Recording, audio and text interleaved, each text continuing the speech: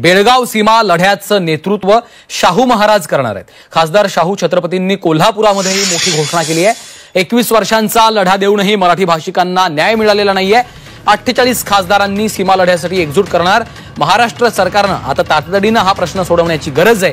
देवेंद्र फडणवीस पुन्हा एकदा मुख्यमंत्री झाले, त्यामुळे त्यांनी या प्रश्नामध्ये त्यांनी लक्ष घातलं पाहिजे। आपण हातामध्ये हात घेऊन हा लढा यशस्वी केला पाहिजे।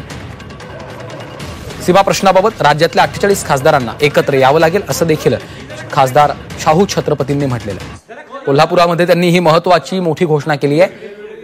मराठी भाषिकांना गेल्या अनेक वर्षांपासून न्याय मिळालेला नाही अशी खंत देखील त्यांनी व्यक्त केली आहे। त्यामुळे सीमा लढ्याचं नेतृत्व आता शाहू महाराज करणार आहेत।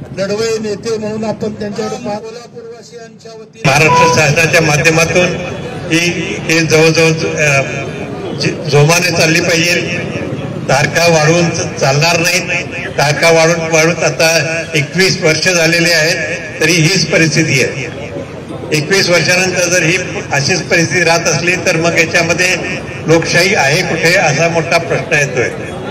आपण म्हणतोय जस्टिस डिनाईड जस्टिस डिनाईड, म्हणजे जेवढा वेळ झाला असेल तर आपल्याला 21 वर्ष न्याय मिळालाच नाहीये, अशी परिस्थिती आहे। न्याय मिळवायचा असेल तर योग्य कालावधीत आपल्याला मिळाला पाहिजे। दरम्यान 48 खासदारांची सीमा लढ्यासाठी एकजूट करणार असल्याचं देखील खासदार शाहू महाराजांनी म्हटलेलं आहे। बेळगाव सीमा लढ्याचं आपण नेतृत्व करणार असल्याचं देखील त्यांनी स्पष्ट केलेलं आहे। एकमेकांना सोबत घेऊन आपल्याला हा लढा लढावा लागेल। 24 वर्षांचा लढा देऊन देखील मराठी भाषिकांना अद्यापही न्याय मिळालेला नाही अशी खंत देखील शाहू महाराजांनी व्यक्त केलेली आहे।